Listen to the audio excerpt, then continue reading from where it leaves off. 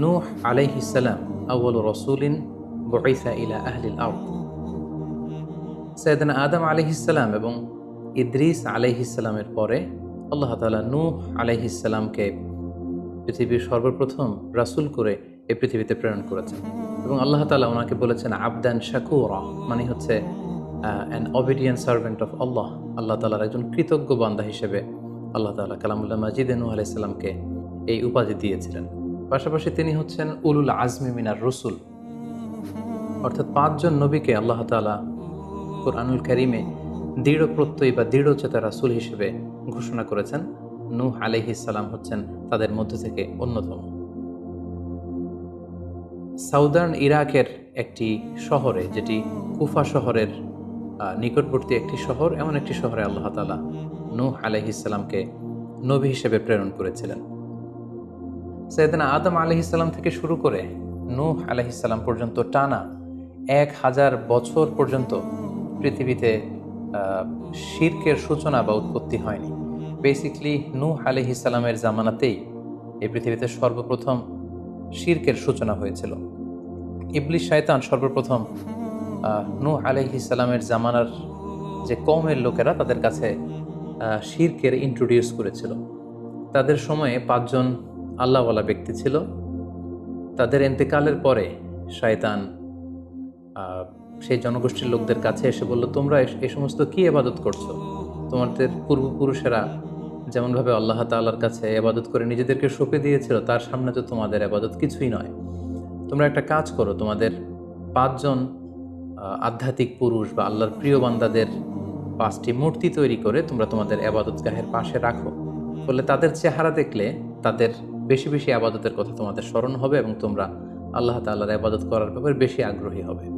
তারা এই শয়তানের মুখরোচক চমৎকার এই কথা শুনে তাদের শ্রেষ্ঠ 5 জন সন্তান বা আল্লাহওয়ালা 5 জন ব্যক্তির 5টি মূর্তি তৈরি করে তাদের ইবাদত গাহের ভেতরে তারা স্থাপন করলো।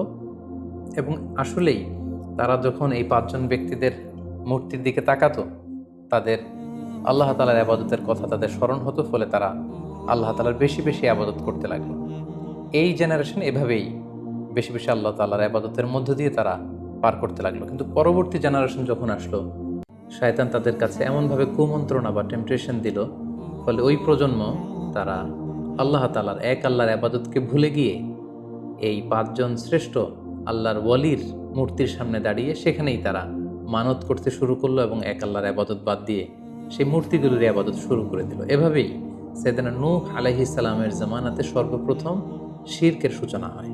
পবিত্র কালামুল্লাহ মাজিদে আল্লাহ তাআলা এই ঘটনাটি এভাবে উল্লেখ করেছেন যে নূহ আলাইহিস সালামের জামানায় যারা নেতৃত্ব স্থানীয় ছিল, তারা সাধারণ লোকদেরকে উদ্দেশ্য করে বলতো, ওয়াকালু লা তাযারুন্না আলিহাতাকুম ওয়ালা তাযারুন্না ওয়াদ্দান ওয়ালা সুওয়াআ ওয়ালা ইয়াগুথা ওয়া ইয়াউকা ওয়া নাসরা।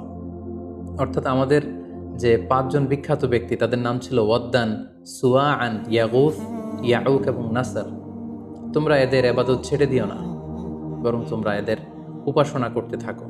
ফলে এই আয়াত প্রমাণ করে যে নূহ আলাইহিস সালামের জামানাতে সর্বপ্রথম শিরকের উৎপত্তি হয়েছিল। কিন্তু নূহ আলাইহিস সালাম তার জাতিগোষ্ঠীর কাছে এক আল্লাহর দাওয়াত দিয়ে যেতে লাগলেন। তিনি বলতে আরম্ভ করলেন, ইয়া কওমি আবুদুল্লাহ মা লাকুম মিন ইলাহিন গায়রুহু আফালা তাত্তাকুন। হে আমার জাতিগোষ্ঠীর লোকেরা, হে আমার জনগোষ্ঠীর লোকেরা, তোমাদের কি হলো? তোমরা কেন এক আল্লাহর ইবাদত করছো না? তোমরা কি আল্লাহকে ভয় পাও না? এবং তিনি বললেন যে আল্লাহ তাআলা আমাকে তার বাণী বাহক হিসেবে, প্রেরিত রাসূল হিসেবে তোমাদের কাছে পাঠিয়েছেন। এই যে আমি তোমাদেরকে তাওহীদের বা এক আল্লাহর ইবাদতের দিকে দাওয়াত দিচ্ছি, এজন্য তো আমি কোনো পারিশ্রমিক তোমাদের কাছে চাচ্ছি না, বরং তোমরা যেভাবে শিরক করে যাচ্ছ, এক আল্লাহ ছাড়া মূর্তির পূজা করে যাচ্ছ, ইন্নী আখাফু আলাইকুম আযাব ইয়াউমিন আযীম, আমি তোমাদের উপর কঠিনতম আযাব আসার আশঙ্কা করছি। সো তোমরা শিরক ছেড়ে দিয়ে, মূর্তি পূজা ছেড়ে দিয়ে, পৌত্তলিকতা ছেড়ে দিয়ে এক আল্লাহ তাআলার ইবাদতের দিকে ফিরে আসো। নূহ আলাইহিস সালাম যখন তার জাতিগোষ্ঠীর লোকদের কাছে তাওহীদের দাওয়াত বা এক আল্লাহর ইবাদতের দাওয়াত দেয়া শুরু করলেন, তার জাতির লোকেরা, তার কওমের লোকেরা নানা ধরনের টাল বাহানা, অজুহাত এবং বিভিন্ন ধরনের যুক্তি তারা স্থাপন করতে শুরু করলো। তাদের প্রথম যুক্তি ছিল যে, হে নূহ, কেন আমরা তোমার দাওয়াতে সাড়া দেব? কারণ সমাজের নিম্ন শ্রেণীর লোকেরা হচ্ছে তোমার অনুসারী, আরাযিলুনা বাদিয়ার রাই ওমা নারাকা ইত্তাবাআকা ইল্লাল্লাযীনা হুম আরাযিলুনা বাদিয়ার রাই। কারণ আমরা দেখতে পাচ্ছি সমাজের লো ক্লাসের যারা লোকজন, নিম্ন শ্রেণীর লোকজন, নিম্ন পেশার লোকজন, এরাই হচ্ছে তোমার ফলোয়ার। তোমরা আগে এই সমস্ত লোকদেরকে তোমার আশপাশ থেকে সরাও, তখন আমরা তোমার এ দাওয়াতকে গ্রহণ করব। তাদের আরও একটি যুক্তি ছিল যে তুমি এই নিম্ন শ্রেণীর লোকদেরকে নিয়ে সমাজে ইনফ্লুয়েন্সিয়াল হতে চাচ্ছ, ইয়াতাফাদ্দালু আলাইকুম। এই নূহ হচ্ছে জেলে সমাজ, কৃষক সমাজ, এই সমস্ত নিম্ন শ্রেণীর লোকদেরকে নিয়ে এই সমাজের মধ্যে একটা ইনফ্লুয়েন্স ক্রিয়েট করে সে আমাদের উপর সুপিরিয়র হতে চাইছে। এটা ছিল তাদের আরেকটা যুক্তি। তারা আরও বলতো যে আগে যদি এই নিম্ন শ্রেণীর লোকদেরকে তোমার কাছ থেকে তুমি তাড়িয়ে দাও, তাহলে আমরা তোমার উপর বিশ্বাস স্থাপন করতে পারি। নূহ আলাইহিস সালামের এই কথার জবাবে তিনি বলেছিলেন, ওমা আনা বিতারিদিল্লিযিনা আমানু, অর্থাৎ যারা আল্লাহ তাআলার উপর বিশ্বাস স্থাপন করেছে, যদিও তারা নিম্ন শ্রেণীর হয়ে থাকে, কি করে আমি তাদেরকে তাড়িয়ে দিতে পারি। তাদের আরও একটি যুক্তি ছিল যে তুমি আমাদের মতো মানুষ, দেখতে তো তুমি আমাদের মতো মানুষ, তুমি খাচ্ছ, যাচ্ছ, ঘুমাচ্ছ, ঘুরে বেড়াচ্ছ, বাজারে যাচ্ছ, ক্রয় বিক্রয় করছো, আমাদের মতো মানুষ হয়ে তুমি কেমন করে রাসূল হতে পারো? তুমি যে রাসূল, কি করে আমরা বিশ্বাস করব?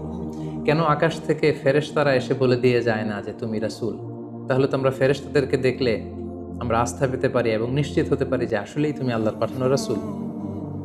এবং তারা পাশাপাশি আরও বলতো যে আমাদের পূর্বপুরুষরা তো এই সমস্ত মূর্তিরই পূজা করেছে, তাহলে কি তুমি বলতে চাইছো এরা ভ্রান্ত ছিল? সর্বশেষে তারা বলতে আরম্ভ করলো যে নূহ, তুমি হচ্ছে মিথ্যাবাদী, পাগল এবং ভ্রান্ত, আমরা আমাদের অবস্থানে অটল থাকব। এভাবে সাইয়েদনা নূহ আলাইহিস সালামের তাওহীদের যে দাওয়াত তিনি তার সমাজে ছড়িয়ে দিচ্ছিলেন, তারা ডিরেক্টলি এই একত্ববাদের দাওয়াতকে তারা প্রত্যাখ্যান করলো, রিজেক্ট করলো। কিন্তু নূহ আলাইহিস সালাম তিনি হাল ছাড়েননি। তিনি টানা 950 বছর তার জাতিগোষ্ঠীর লোকদের কাছে তিনি এক আল্লাহর দাওয়াত দিয়ে যেতে লাগলেন। কালামুল্লাহ মাজিদ আমাদেরকে জানাচ্ছে, ওয়ালাকাদ আরসালনা নূহান ইলা কওমিহি ফালাবিসা ফীহিম আলফা সানাতিন ইল্লা 50 আমা। তিনি 1 বছর, 2 বছর, 10 বছর, 20 বছর নয়, টানা 950 বছর তিনি লাগাতার কন্টিনিউয়াসলি তার কওমের লোকদের কাছে তিনি এই তাওহীদের দাওয়াত দিয়ে যেতে লাগলেন। এবং তিনি দিন রাতকে এক করে টায়ারলেসলি, রেস্টলেসলি তিনি তার জাতিগোষ্ঠীর কাছে এই একই দাওয়াত দিতে লাগলেন। তিনি বলছেন যে রব্বি ইন্নী দাআউতু কওমি লাইলা ওয়া নাহারা, হে আল্লাহ, দিন রাত তো আমি চেষ্টা করে গেলাম, তাদেরকে তাওহীদের দাওয়াত দিলাম, কিন্তু তারা আমার কথা শুনছে না। ওয়া ইন্নী কুল্লামা দাআউতুহুম লিতাগফিরা লাহুম জাআলু আসাবিআহুম ফি আযানিহিম। এর মানে হচ্ছে আল্লাহ, আমি যখনই তাদেরকে দাওয়াত দিতাম, তারা তাদের আঙ্গুলগুলো তাদের কানের ভেতরে ঢুকিয়ে রাখতো, যাতে করে আমার তাওহীদের কথা তাদের শুনতে না হয়। এবং ওয়াস্তাগশাউ সিয়াবাহুম ওয়া আসররু ওয়াস্তাকবারু ইস্তিকবারা, তারা আমাকে দেখলেই চাদর দিয়ে তাদের মুখ পেঁচিয়ে রাখতো, যাতে করে আমার কথাগুলো তারা শুনতে না পায়। সুম্মা ইন্নী দাআউতুহুম জিহারা। আমি, নূহ আলাইহিস সালাম বললেন, আল্লাহ, আমি দাওয়াতি কাজ করার কোনো মাধ্যমই তো বাকি রাখিনি। আমি প্রথমে পার্সন টু পার্সন আমি প্রাইভেটলি দাওয়াত দিতাম। এটা যখন তারা অস্বীকার করলো, আমি তখন পাবলিক দাওয়াত দেওয়া শুরু করলাম। আমি তাদের বড় গ্যাদারিংসে, বিভিন্ন ফেস্টিভ্যালে যে তাদেরকে এই দাওয়াতের কথা শোনালাম, কিন্তু তারা প্রত্যাখ্যান করেছে। সুম্মা ইন্নী আ'লানতু লাহুম ওয়া আসরারতু লাহুম ইসরারা।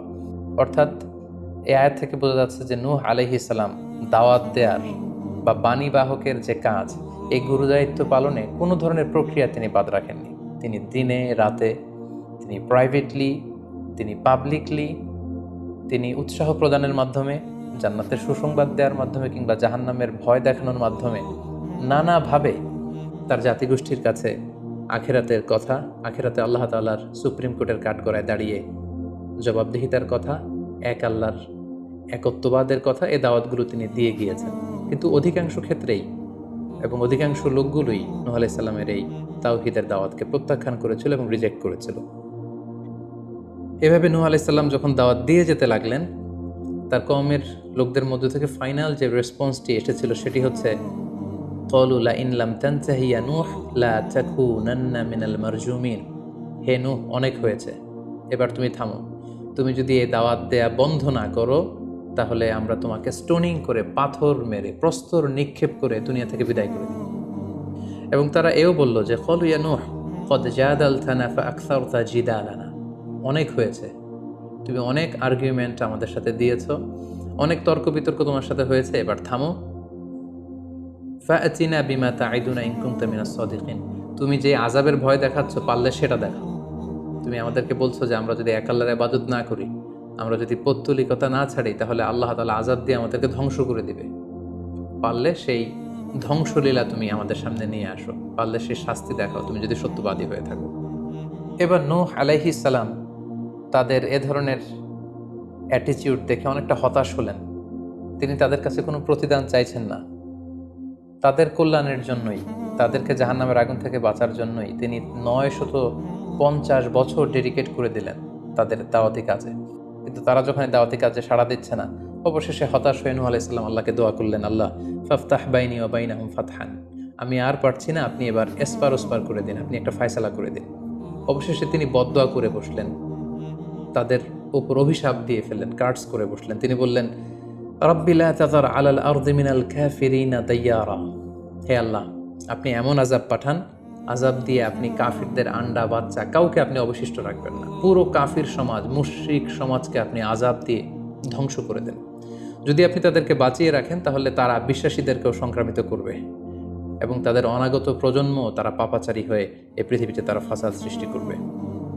নূহ আলাইহিস সালাম যখন এরকম বদদোয়া করলেন, আল্লাহ তাআলা নূহ আলাইহিস সালামের এই অভিশাপ বা বদদোয়াকে কবুল করলেন এবং তিনি নূহ আলাইহিস সালামকে জানিয়ে দিলেন, নূহ, তোমার কথা মতো আমি এবার এটার একটা শেষ দেখে ছাড়বো এবং আমি পৃথিবীতে আযাব পাঠাবো।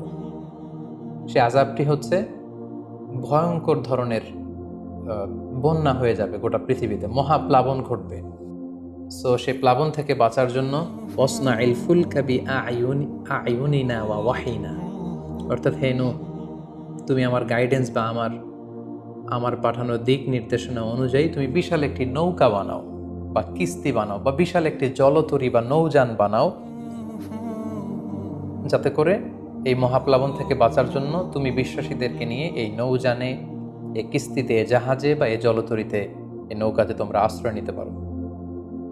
আল্লাহ তাআলার পক্ষ থেকে এই আদেশ যখন আসলো, সাইয়েদনা নূহ আলাইহিস সালাম বিশ্বাসীদেরকে নিয়ে বিশাল এক জলতরী বা নৌকা বা বিশাল এক জাহাজ তিনি তৈরি করলেন। নূহ আলাইহিস সালামের কওমের মুশরিক লোকেরা যখন এই জাহাজ বা নৌকা বানাতে দেখলো, তারা হাসাহাসি শুরু করে দিল। কোরআন বলছে, ওয়া কুল্লামা মাররা আলাইহি মালাউম মিন কওমিহি সাখিরু মিন, তারা যখনই নৌকা বানানো, এই কিস্তি বানানো, এই বিশাল জলতরী বানাতে দেখলো, তারা ঠাট্টা বিদ্রুপ করলো। তারা বলল, নূহ, এই মরুভূমির মাঝখানে কোথায় তুমি এই নৌকা চড়াবে? তোমরা যেহেতু নৌকা বানাচ্ছ, পারলে একটা সাগরও বানিয়ে নাও, যাতে করে তোমাদের এই নৌকাকে, এই জাহাজকে তোমরা ভাসাতে পারো। সাইয়েদনা নূহ আলাইহিস সালাম এবং বিশ্বাসীরা আল্লাহ তাআলার উপর অটল থেকে আল্লাহ তাআলার দেয়া দিক নির্দেশনা অনুযায়ী তারা বিশাল নৌকা তৈরি করে ফেললেন। এ পর্যায়ে আল্লাহ তাআলা নূহ আলাইহিস সালামকে জানালেন যে মহাপ্লাবনের জন্য নূহ, তুমি অপেক্ষা করতে থাকো এবং এই প্লাবনটা হবে 40 দিন লম্বা, 40 days long, and the entire world will be drastically flooded. গোটা বিশ্বের এমন কোনো জায়গা থাকবে না, আনাচে কানাচে গোটা বিশ্বটা এই মহাপ্লাবনের আওতায় এসে পৃথিবীর সব প্রাণীগুলো মারা যাবে। সো তুমি কি করে বুঝবে যে আমি কখন এই মহাপ্লাবন পৃথিবীতে দিচ্ছি? সেটার একটা সাইন হচ্ছে, তুমি যখন চুলার ভেতর থেকে ফুরফুর করে কলকল করে পানি বেরোতে দেখবে, তখনই বুঝবে যে সে টাইমটা চলে এসেছে। তখন তুমি হাত্তা ইদা জা আমরুনা বা ফারাত্তান নূর, চুলার ভেতর থেকে আগুনের বিপরীতে পানি ছুটতে আরম্ভ করবে, তখনই বুঝবে যে সে সময়টা চলে এসেছে, মহাপ্লাবনের সময়টা একেবারে ঘনিয়ে এসেছে। কুল নাহমিল ফিহা মিন কুল্লি যাওজাইনি ইসনাইন, তখন তুমি সমস্ত বিশ্বাসী বান্দাবান্দীদেরকে, যারা তোমার ফলোয়ার, যারা একত্ববাদী বিশ্বাসী, তাদেরকে নিয়ে সেই নৌকায় তুমি আরোহণ করবে এবং প্রতিটি প্রাণী থেকে জোড়ায় জোড়ায়, অর্থাৎ ম্যাসকুলিন অ্যান্ড ফ্যামিনিন, নারী পুরুষ জোড়ায় জোড়ায় তুমি নিয়ে সেই নৌকাতে আরোহণ করবে। কারণ এই মহাপ্লাবনটা এত ভয়ঙ্কর মহাপ্লাবন হবে, ফলে পৃথিবীতে কেউ বেঁচে থাকবে না এবং তোমরাই হবে নেক্সট জেনারেশন, এবং তোমাদের থেকেই পৃথিবী আবার নতুন করে সভ্যতা বিনির্মিত হবে এবং তোমাদের থেকে নতুন করে পৃথিবীর সব প্রাণীকুল আবার নতুন করে বংশবিস্তার শুরু হবে। আল্লাহ তাআলার এই গাইডেন্স অনুযায়ী নূহ আলাইহিস সালাম অপেক্ষা করতে লাগলেন যে কখন চুলার ভেতর থেকে কলকল করে পানি বেরোয়। হঠাৎ করে তিনি একদিন দেখতে পেলেন যে চুলার ভেতর থেকে পানি বেরোচ্ছে। তিনি সমস্ত বিশ্বাসীদেরকে নিয়ে এবং বিভিন্ন প্রাণীকুল থেকে জোড়ায় জোড়ায় নারী পুরুষ দুই ধরনের জেন্ডারকে একত্রিত করে নিয়ে তিনি আল্লাহ তাআলার নামে সেই নৌকার মধ্যে আরোহণ করলেন এবং আল্লাহ বললেন, ওয়াকাল আরকাবু ফিহা বিসমিল্লাহি মাজরেহা ওয়া মুরসাহা ইন্না রাব্বি লাগফুরুর রহিম। আল্লাহ বললেন, তোমরা যখন আরোহণ করবে তোমরা আল্লাহর নামে আরোহণ করবে, অর্থাৎ বিসমিল্লাহ বলে আরোহণ করবে, কারণ তোমাদের এই নৌকার এই জাহাজের গতি এবং স্থিতি এটা হবে আল্লাহর নামে। এটার সেইলিং বা অ্যাঙ্করিং, এটার পানির উপরে ভেসে চলা এবং এটার নোঙর ভেরানো সবটাই হবে আল্লাহ তাআলার নামে। এবং আল্লাহ তাআলার আদেশ অনুযায়ী নূহ আলাইহিস সালাম সবাইকে নিয়ে সেই নৌকায় আশ্রয় নিলেন। কোরআন আমাদেরকে জানাচ্ছে, ওহিয়া তাজরি বিহিম ফি মাউজিন কাল জিবাল। গোটা বিশ্বব্যাপী এমন ভয়ঙ্করভাবে আকাশ থেকে ঝুম বৃষ্টি নাজিল হলো, জমিন তার ভেতরে থাকা পানিগুলোকে উপরে উদ্গীরণ করে দিতে লাগলো, উপর থেকে পানি, নিচ থেকে পানি, ফলে গোটা বিশ্বে এক মহাপ্লাবনের পরিস্থিতি তৈরি হলো। এবং সেই ভয়ঙ্কর প্লাবনের মধ্যে, সেই ঝড় ঝাপটার মধ্যে, সেই পানির মধ্যে নূহ আলাইহিস সালামের সেই কিস্তি বা সেই জলতরী বা সেই নৌকা ভাসতে লাগলো। কোরআন বলছে যে ফি মাউজিন কাল জিবাল, বিশাল পাহাড় সম ঢেউয়ের মধ্যে নূহ আলাইহিস সালামের তরী আল্লাহর নামে ভাসতে আরম্ভ করলো এবং আল্লাহর নামে নূহ আলাইহিস সালাম সেই তরী ভাসিয়ে দিলেন। মহাপ্লাবনের ঠিক কিছু আগে নূহ আলাইহিস সালাম ওনার ছেলে কানাআনকে আহ্বান করলেন যে, কানাআন, তুমি এই নৌকার মধ্যে আরোহণ করো। আমরা ইতিহাস থেকে আমরা জেনেছি যে নূহ আলাইহিস সালামের 4 জন সন্তান ছিল, হাম, সাম, ইয়াফাস, কানাআন।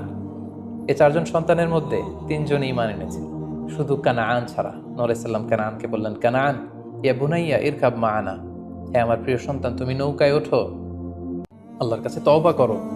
কিন্তু কানাআন নূহ আলাইহিস সালামের এই আহ্বানের প্রত্যুত্তরে তিনি বলেছিলেন, আমি নৌকায় উঠবো না, সাআবি ইলা জাবালিন ইয়াসিমুনি মিনাল মা, আমি পাহাড়ের চূড়ায় যেয়ে দাঁড়াবো, পাহাড় আমাকে পানি থেকে বাঁচাবে, কারণ এই বন্যার পানি তো পাহাড় পর্যন্ত পৌঁছতে পারবে না।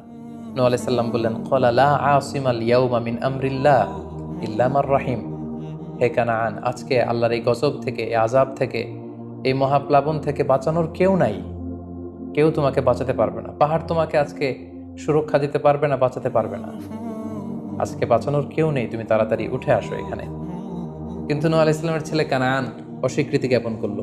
কোরআন বলছে, ওয়াহালা বাইনাহুমাল মাউজু ফাকানা মিনাল মুগরাকিন, বাবা আর ছেলের মধ্যে যখন এ ধরনের কথা চলছিল, হঠাৎ করে বিশাল এক সাগরের ঢেউয়ের ধাক্কা এসে নূহ আলাইহিস সালামের সন্তান কানাআনকে পানির মধ্যে ডুবিয়ে দিল। তাহলে এই আয়াত থেকে বুঝলাম কানাআন যারা ডুবে গিয়েছিল তাদের অন্তর্ভুক্ত হয়েছিল।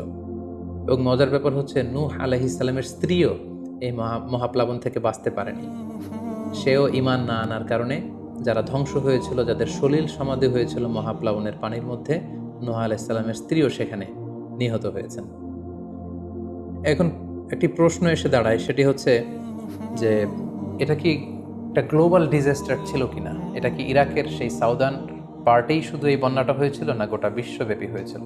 এ নিয়ে ঐতিহাসিকদের মধ্যে অনেক ধরনের মতামত পাওয়া যায়। তবে একটা বড় সংখ্যক ঐতিহাসিক মুআররিখুন তারা বলেছেন যে ইট ওয়াজ এ গ্লোবাল ডিজাস্টার। এই ফ্লাড, এই বন্যাটা ছিল গোটা বিশ্বব্যাপী। কারণ আল্লাহ তাআলা কোরআনে বলেছেন, নূহ আলাইহিস সালামের বদদুয়ার কথা বলেছেন। নূহ আলাইহিস সালাম বলেছেন যে, রব্বি লা তাযার আলাল আরদি মিনাল কাফিরিনা দাইয়ারা, হে আল্লাহ, এই জমিনে একজন কাফিরকেও আপনি বাঁচিয়ে রাখবেন না। সো এই আর্থ শব্দটা প্রমাণ করে তিনি গোটা বিশ্বের দিকে ইঙ্গিত করেছেন। এবং আল্লাহ যখন জমিনকে ইঙ্গিত করেছেন, ইয়া আরদু ব্লাই, হে পানি তুমি নিচের দিকে চলে যাও, ফলে এই আর্থ দ্বারা বোঝা যাচ্ছে যে শুধু ইরাকের সেই সাউদার্ন ইরাকের কুফা শহরের পাশেই এই বন্যাটা লিমিটেড বা সীমিত ছিল না, বরং এই ডিজাস্টারটা ছিল একটা গ্লোবাল ডিজাস্টার। গোটা বিশ্বব্যাপী মহাপ্লাবনের পানিতে গোটা বিশ্বের সব সয়লাভ হয়ে গিয়েছিল। 40 দিন এই বন্যাটা কন্টিনিউ করেছে এবং 40 দিনের এই সময়ে মহাপ্লাবনে যত কাফির, মুশরিক এবং নূহ আলাইহিস সালামের সময়কালের যত মুশরিক এবং অবাধ্য লোকেরা ছিল, সবাইকে আল্লাহ তাআলা এই বন্যার মাধ্যমে ধ্বংস করেছেন। 40 দিন পর আল্লাহ তাআলা আদেশ করলেন, ইয়া আরদু বুলাঈ মাআকি ওয়া ইয়া সামাউ আকলিঈ, অর্থাৎ হে আকাশ, তুমি বৃষ্টি বর্ষণ করা এবার স্টপ করো, এবার বন্ধ করো। এবং জমিনকে বললেন, জমিন, তুমি যে মাটির ভেতর থেকে পানি বের করছিলে, এই পানি বের করা বন্ধ করে তুমি ভূপৃষ্ঠের উপরে থাকা পানিগুলোকে গিলে ফেলো, ওয়াগীদাল মা, ফলে আল্লাহ তাআলার আদেশের সাথে সাথে পানি বর্ষণ এবং পানি জামিনের ভেতর থেকে বের হয়, এটা বন্ধ হলো। ওয়াস্তাওয়াত আলাল জুদি, নূহ আলাইহিস সালামের এই বিশাল জলতরী বা কিস্তি বা নৌকা জুদি পাহাড়ে যেয়ে থামল। জুদি পাহাড়ে এই তরীর নোঙর ভিড়ল। এখন জুদি পাহাড়টা কোথায়? কিছু কিছু ঐতিহাসিকরা বলেছেন যে ইরাকের মোসেল শহরে একটি বিশাল মাউন্টেন রেঞ্জ রয়েছে, সেই পাহাড়ের একটা অংশের নাম হচ্ছে জুদি পাহাড়। কোনো কোনো ঐতিহাসিকগণ বলেছেন এই জুদি পাহাড়টি আর্মেনিয়াতে অবস্থিত। অনেক ঐতিহাসিকগণ মত প্রকাশ করেছেন যে এটি ইরাকেও নয়, এটি আর্মেনিয়াতেও নয়, বরং এটি তুরস্কের একটি পাহাড়। এবং তারা বিশাল বড় একটি নৌকার খণ্ড দিয়ে ঐতিহাসিকভাবে অনেকেই প্রমাণ করতে চেয়েছেন যে নূহ আলাইহিস সালামের সেই কিস্তির কিছু অংশ আজও সেই পাহাড়ের মধ্যে রয়ে গিয়েছে। সেই জুদি পাহাড়ে যখন এই নৌকাটি ভিড়ল, আল্লাহ তাআলা তখন নূহ আলাইহিস সালামকে আদেশ করলেন, ইহবিত বিসালামিন মিন্না, তুমি এবার শান্তির সাথে সেফলি সাউন্ডলি তুমি এবার সেই জুদি পাহাড়ে তোমরা নামো। ও বারাকাতিন আলাইক, তোমাদের উপর আমার পক্ষ থেকে বারাকা ব্লেসিং থাকবে। ও আলা উমামিম মিম্মান মাআক, এবং তোমার সাথে যারাই আছে সবার জন্য আমার পক্ষ থেকে ব্লেসিং থাকবে। এবং এই বিশাল মহাপ্লাবন থেকে যে আমি তোমাদেরকে বাঁচিয়ে দিয়েছি, শুকরিয়া স্বরূপ তোমরা সবাই পড়ো আলহামদুলিল্লাহ। ফাকুলিল হামদুলিল্লাহ। কোরআন বলছে যে তারা সবাই আল্লাহর প্রশংসা করে সেখান থেকে নেমে আসলো এবং নূহ আলাইহিস সালামকে আল্লাহ তাআলা শিখিয়ে দিলেন, নূহ এবার তুমি পড়ো রব্বি আনজিলনি মুনজালান মুবারাকান ওয়া আনতা খায়রুল মুনজিলিন, অর্থাৎ হে আল্লাহ আপনি এমন জায়গায় আমাদেরকে অবতরণ করুন যে জায়গাটা আমাদের জন্য কল্যাণকর, কারণ আপনিই তো উত্তম অবতরণকারী। ফলে নূহ আলাইহিস সালামের সাথে যারা ছিল বিশ্বাসীরা, তারা এবং তার সাথে প্রাণীকুলের মধ্য থেকে যারা ছিল সবাইকে নিয়ে নূহ আলাইহিস সালাম এই জমিনে বন্যা পরবর্তী মহাপ্লাবন পরবর্তী সময়ে তিনি সবাইকে নিয়ে এই জমিনের মধ্যে আবার নেমে আসলেন। ফলে ঠিক ওই সময়টাতে পৃথিবীতে আর কোনো কাফের, কোনো মুশরিক, কোনো পৌত্তলিক ছিল না, বরং তখন এটা ছিল, it was very fresh and pure monotheist generation, একত্ববাদী একটা প্রজন্ম। ফলে এখানে ঠিক ওই সময়টাতে পৃথিবীতে আর কোনো কাফির মুশরিক আর ছিল না। আমরা আমাদের আলোচনার শুরুর দিকে বলেছিলাম যে নূহ আলাইহিস সালামের 4 জন ছেলে ছিল, হাম, সাম, ইয়াফাস এবং কানাআন। এবং ঐতিহাসিকভাবে এটা ঐতিহাসিক বিভিন্ন ধর্মগ্রন্থ থেকেও এটা প্রমাণিত যে এই 4 ছেলের মধ্য থেকে একজন ছেলে ছিল কানাআন, যে মহাপ্লাবনে মৃত্যুবরণ করেছে, এবং হাম, সাম এবং ইয়াফিস, তাদের মধ্য থেকেই মূলত গোটা বিশ্বে নতুন করে মানব সভ্যতার আবার সূচনা হয়েছে। নূহ আলাইহিস সালামের ছেলে হাম, তিনি আফ্রিকাতে তার পরিবার নিয়ে বসবাস শুরু করেন, এবং ওনার ছেলে সাম, যেখান থেকে সেমাইটিক শব্দটি আমরা বলে থাকি, ওনার ছেলে সাম তার আত্মীয় স্বজন এবং তার বংশধরদেরকে নিয়ে ধীরে ধীরে মধ্যপ্রাচ্য বা দূরপ্রাচ্যের এই এরিয়াতে পরবর্তীতে তারা বসবাস শুরু করেন। এবং ওনার ছেলে ইয়াফিস বর্তমান যে চীন বা তার আশেপাশের যে এরিয়াগুলো আছে সেখানে বসবাস শুরু করেন, এবং সেখান থেকেই মানব ইতিহাস আবার নতুন করে তার পথ চলা শুরু করলো, এবং গোটা বিশ্বে বাচ্চা রিজালান কাসীরা ওয়া নিসা, অনেক নারী পুরো গোটা বিশ্বে সেখান থেকে আবার ছড়িয়ে পড়তে আরম্ভ করলো। এভাবেই নূহ আলাইহিস সালাম একত্ববাদের দাওয়াত দিয়ে নিরলস প্রচেষ্টা করে ওনার জীবনকে তিনি অতিবাহিত করেছেন। সাইয়েদনা নূহ আলাইহিস সালাম ওনার ইন্তেকালের পরে ওনাকে কোথায় কবর দেওয়া হয়েছে এ নিয়ে 2টি মত পাওয়া যায়। প্রথম মত অনুযায়ী ওনাকে মক্কাতে কবরস্থ করা হয়েছে, আরেকটি মত অনুযায়ী লেবাননের কার্ক নামে একটি এরিয়াতে জাবালে দীর, সেই দীর মাউন্টেনের পাশে সাইয়েদনা নূহ আলাইহিস সালামকে কবরস্থ করা হয়েছে। সম্মানিত শুধু এই ছিল নূহ আলাইহিস সালামের সংক্ষিপ্ত, বর্ণাঢ্য এবং সংগ্রামী জীবন কাহিনী। এ পর্যায়ে আমরা নূহ আলাইহিস সালামের এই স্টোরি থেকে, এই জীবনী থেকে কী ধরনের লেসন, লাইফ লেসন বা শিক্ষা আমরা পেতে পারি, যেটা আমরা আমাদের সমাজের সাথে রিলেভেন্ট করতে পারি, আমরা সে বিষয়ে সামান্য কিছু আলোচনা করব। আমরা যারা দাওয়া কাজের সাথে ইনভলভড, তাদের জন্য নূহ আলাইহিস সালামের জীবনীতে আসলে নূহ আলাইহিস সালামের দাওয়া ক্যারিয়ার থেকে নেবার মতো, শেখার মতো অনেক কিছু রয়েছে। তোর মধ্যে থেকে অন্যতম হচ্ছে যে ডাইভার্সিটি অফ দাওয়া অ্যাপ্রোচ। আমরা জানি যে আমরা যারা আল্লাহ তাআলার এই কথাগুলো, কোরআন সুন্নাহর এই মেসেজগুলো পৌঁছে দিচ্ছি, আমরাও কাইন্ডা বাণীবাহকের কাজ কিন্তু আমরা করছি। যেহেতু নবীরা নেই, তাদের অনুসৃত পথকে আমরা ধারণ করে তাদের কথাগুলো আমরা পৌঁছে দিচ্ছি। সো আমাদের দাওয়া অ্যাপ্রোচের মধ্যে ডাইভার্সিটি থাকতে হবে। আমরা যেমনি ওরালি দাওয়া কাজ করি, নবীরা ওরালি দাওয়া কাজ করতেন, মৌখিকভাবে মানুষকে দাওয়া দিতেন। এই ওরালি দাওয়ার পাশাপাশি আমরা রিটেন দাওয়ার কাজ করতে পারি, আমরা প্র্যাকটিক্যাল দাওয়া কাজ করতে পারি। অর্থাৎ প্র্যাকটিক্যাল দাওয়াটা হচ্ছে লাইভ দাওয়া। আমার কথা দেখে, আমার আচরণ দেখে, আমার ডিলিংস দেখে মানুষ ইসলামের সৌন্দর্যের প্রতি আকৃষ্ট হবে, এবং এটা খুবই ফলপ্রসূ একটা দাওয়া সিস্টেম। সো আমরা যদি নূহ আলাইহিস সালামের জীবনের দিকে তাকাই, তাহলে দেখবো উনি অনেকভাবে এই দাওয়া কাজ করেছেন। উনি প্রথম পার্সন টু পার্সন টার্গেট করে তাকে একা একা বোঝাতেন। এটা যখন কাজ না করতো, প্রাইভেট দাওয়া থেকে উনি পরে সুইচ করলেন পাবলিক দাওয়াতে। কোরআন আমাদেরকে জানিয়েছে যে তার কওমের বিভিন্ন ফেস্টিভ্যালগুলোতে, সেখানকার বিভিন্ন পাবলিক গ্যাদারিংসগুলোতে, সেখানকার বিভিন্ন ক্লাবগুলোতে তিনি যে এক আল্লাহর দাওয়া তিনি সেখানে পেশ করেছেন।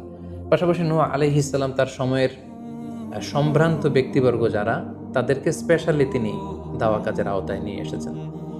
এলিট সোসাইটি যারা, আমরা যদি আল্লাহ রাসূল সাল্লাল্লাহু আলাইহি ওয়াসাল্লামের দাওয়া অ্যাক্টিভিটির দিকে তাকাই, তাহলে দেখব যে উনিও কিন্তু সানাদিদে কোরাইশের যারা লিডার শ্রেণী ছিল, গণ্যমান্য ব্যক্তিবর্গ ছিল, তাদেরকে তিনি স্পেশালি দাওয়া কাজ করতেন তাদের সাথে। কারণ আমরা জানি যে একটা সমাজের লিডার যদি ইসলামের পথে আসে, ফলে তার যে লক্ষ লক্ষ ফলোয়ার থাকবে তারাও তার দ্বারা ইনফ্লুয়েন্স হয়ে তারাও ইসলামের পথে চলে আসবে।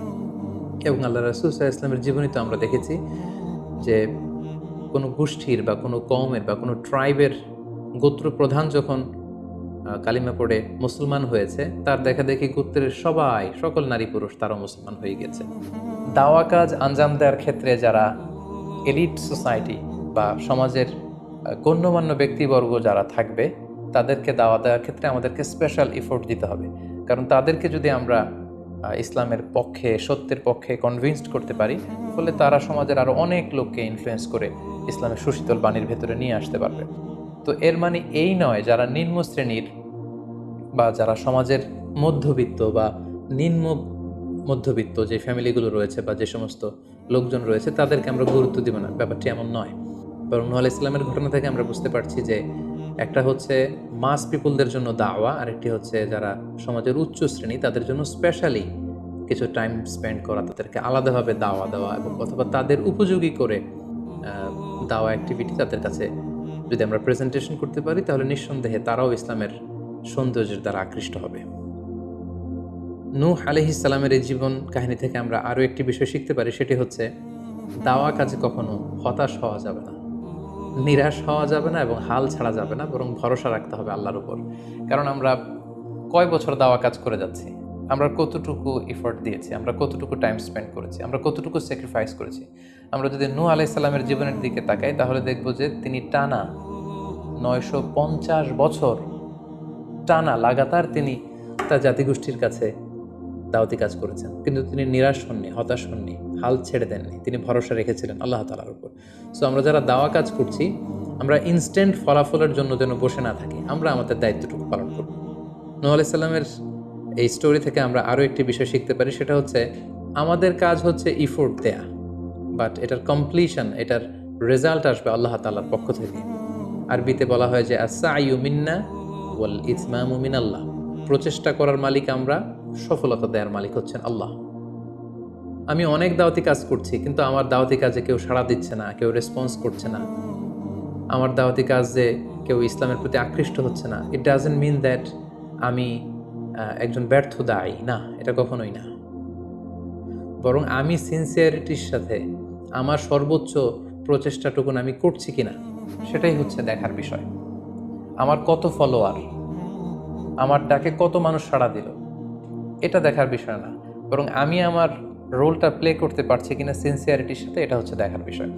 এর কারণ হচ্ছে আল্লাহর হাবিব সাল্লাল্লাহু আলাইহি ওয়াসাল্লাম বলেছেন, কিয়ামতের দিন অনেক নবী দাঁড়াবে যাদের ফলোয়ার হচ্ছে হাতে গোনা অল্প কয়েকজন, মানে অল্প কয়েকজন ঈমান এনেছিল। পৃথিবীতে অনেক নবী ছিল, তারা কিয়ামতের দিন দাঁড়াবে, তার বিশ্বাসী উম্মতের সংখ্যা হচ্ছে মাত্র 2 জন। পৃথিবীতে এরকম অনেক নবী ছিল, কিয়ামতের দিন তিনি দাঁড়াবেন, তার উপর বিশ্বাস এনেছিল মাত্র 1 জন, মানে নবীও 1 জন, তার প্রতি ঈমানও এনেছে মাত্র 1 জন। এমনও অনেক নবী কিয়ামতের দিন আল্লাহ তাআলার দরবারে দাঁড়াবে যেই নবীর কোনো ফলোয়ার নাই, যেই নবীর কোনো বিশ্বাসী উম্মত নাই, অর্থাৎ নবী শুধু একা, তার সারা জীবনের দাওয়া কাজে কেউ তার ডাকে সাড়া দেয়নি। তার মানে কি তিনি ব্যর্থ? নেভার, কখনো না। তিনি তার দায়িত্বটুকুন পালন করেছেন, এজন্য তিনি আল্লাহ তাআলার দরবারে তিনি সফল।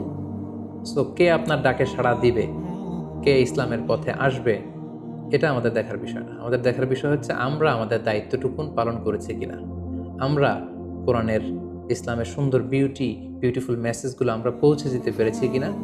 That should be hour concern. সেটাই হচ্ছে আমাদের দায়িত্ব। সূরা হুদে নূহ আলাইহিস সালামের ফলোয়ার কত ছিল এ ব্যাপারে আমরা জানতে পারি। আল্লাহ তাআলা বলছেন ওয়ামা আহমানা মাআহু ইল্লা কালিল, মানে নূহ আলাইহিস সালামের জাতিগোষ্ঠীর হাতে গোনা অল্প কিছু লোক ছাড়া তার প্রতি অন্যান্যরা ঈমান আনেনি। এই অল্প কিছু লোক, তাদের সংখ্যা কত? তাফসীর ইবনে কাসীরে এসেছে, সাইয়েদনা ইবনে আব্বাস বলেন যে কানু সামানিনা নাফসান মিনহুম নিসাউহুম, নারী পুরুষ মিলিয়ে 80 জন। Could you imagine that? 950 বছরের দাওয়াতি ক্যারিয়ারে ওনার পরিমাণ এনেছে মাত্র 80 জন। তার মানে প্রতি 100 বছরে অন অ্যান অ্যাভারেজ 10 জন ওনার উপর ঈমান আনেনি। কিন্তু উনি হচ্ছেন উলুল আজমি মিনার রসুল, এই মহাবিশ্বের 5 জন শ্রেষ্ঠতম নবীদের মধ্য থেকে তিনি হচ্ছেন অন্যতম। সো আমাদেরকে দেখতে হবে আমরা আমাদের দায়িত্বটুকুন পালন করছি কিনা। কতজন আমাদের ডাকে সাড়া দিল, কতজন আমাদের ফলোয়ার হলো, কতজন ইসলামের পথে আসলো কে আসলো না, সেটা আল্লাহ তাআলা নির্ধারণ করবেন। নূহ আলাইহিস সালামের জীবনী থেকে আমরা আরও যে শিক্ষাটি পাই, এবং এটি খুবই গুরুত্বপূর্ণ একটি লেসন, সেটা হচ্ছে হিদায়া অনলি বিলংস টু আল্লাহ। হেদায়েত দেওয়ার মালিক হচ্ছেন Allah. Canaan and the wife of Nuh for example, যেমন নূহ আলাইহিস সালামের ছেলে কানাআন কিংবা তার স্ত্রী, তারা কিন্তু নূহ আলাইহিস সালামের প্রতি ঈমান আনেনি। তার মানে বাবা নবী হয়ে অনেক সময় ছেলে ঈমান আনতে পারেনি, তার ভাগ্যে সেটা জোটেনি। নূহ আলাইহিস সালাম নবী ছিলেন, কিন্তু তার স্ত্রী তার প্রতি ঈমান আনেনি। এজন্য আল্লাহ তাআলা বলছেন ইন্নাকা লা তাহদি মান আহবাবতা ওয়ালাকিন্নাল্লাহা ইয়াহদি মান ইয়াশা। হে নবী, আপনি যাকে চান তাকে আপনি হেদায়েত দিতে পারবেন না, কারণ হেদায়েত দেওয়ার মালিক আপনি নন। হেদায়েত দেওয়ার নিরঙ্কুশ একচ্ছত্র ক্ষমতা হচ্ছে শুধুমাত্র কেবলমাত্র আল্লাহ তাআলার হাতে। তিনি যাকে চাইবেন তাকে তিনি হেদায়েত দেন। আমরা চাইলেই কাউকে হেদায়েত দিতে পারবো না। নূহ আলাইহিস সালামের জীবনী থেকে আরও একটি বড় শিক্ষা হচ্ছে যে আল্লাহ তাআলা হুট করেই কাউকে আযাব দেন না বা শাস্তি পাঠান না, বরং আল্লাহ তাআলা বারবার সুযোগ দিয়ে থাকেন। অনেক সুযোগ দেওয়ার পরে, বারবার সুযোগ দেওয়ার পরেও যখন কেউ সত্যের পথে ফিরে আসে না, বরং বারবার তারা অবাধ্যতা, দাম্ভিকতা এবং বাড়াবাড়ি করে, ঠিক তখনই আল্লাহ তাআলা তাদেরকে শাস্তি দেন। আমরা নূহ আলাইহিস সালামের জাতিগোষ্ঠীর দিকে যদি তাকাই, তাহলে দেখব যে তিনি 950 বছর তাদেরকে চান্স দিয়েছেন। এত লম্বা সময় তাদেরকে সুযোগ দেওয়ার পরেও তারা সত্যের পথে ফিরে আসেনি। অতঃপর আল্লাহ তাআলা মহাপ্লাবন দিয়ে পুরো জাতিগোষ্ঠীকে ধ্বংস করে দিয়েছেন। নূহ আলাইহিস সালামের জীবনী থেকে সর্বশেষ যে শিক্ষাটি আমরা পাই, সেটি হচ্ছে সব ধ্বংস নয়। কিছু ধ্বংস আছে যেটা আবার নতুন করে সৃষ্টি করে, অর্থাৎ সৃষ্টির জন্য ধ্বংস। আমরা যদি দেখি যে আল্লাহ তাআলা এমন এক গজব পাঠালেন, এমন এক পানিশমেন্ট দিলেন, এমন এক মহাপ্লাবন দিলেন, যেটা দিয়ে গোটা পৃথিবীবাসীকে তিনি ধ্বংস করেছেন, অল্প কিছু মানুষ ছাড়া। কিন্তু আমরা যদি অন্য দিক থেকে খেয়াল করি, তাহলে দেখব যে এই ধ্বংসটি ধ্বংসের জন্য নয়, এই ধ্বংসটি ছিল নতুন করে সৃষ্টির জন্য। আমরা দেখি যে অনেক এলাকাতে অগ্নিকাণ্ড ঘটে, সেখানে হয়তো বেড়ার ঘর ছিল, টিনের ঘর ছিল, তো অগ্নিকাণ্ড ঘটার পরে সেখানে বিশাল করে বিল্ডিং তৈরি হয়। তার মানে সব ধ্বংসের জন্য নয়, কিছু ধ্বংস আছে সৃষ্টির জন্য। নূহ আলাইহিস সালামের ক্ষেত্রেও এই ধ্বংসের ব্যাপারটি ঠিক এমনই ঘটেছিল। এই ধ্বংসটা শুধু ধ্বংসের জন্য নয়, বরং কাফিরদেরকে, মুশরিকদেরকে ধ্বংস করে দিয়ে নতুন এক একত্ববাদী প্রজন্মের সূচনা যাতে পৃথিবীতে ঘটে, সেজন্য আল্লাহ তাআলা এই ধ্বংসের সূচনা করেছিলেন। আল্লাহ তাআলা আমাদের সবাইকে আম্বিয়া আলাইহিমুস সালামদের অনুসৃত পথে থেকে তাদের মত এবং পথকে বেছে নিয়ে সিরাতুল মুস্তাকিমে পরিচালিত হওয়ার তৌফিক দান করুক। আসসালামু আলাইকুম ওয়া রাহমাতুল্লাহি ওয়া বারাকাতুহু।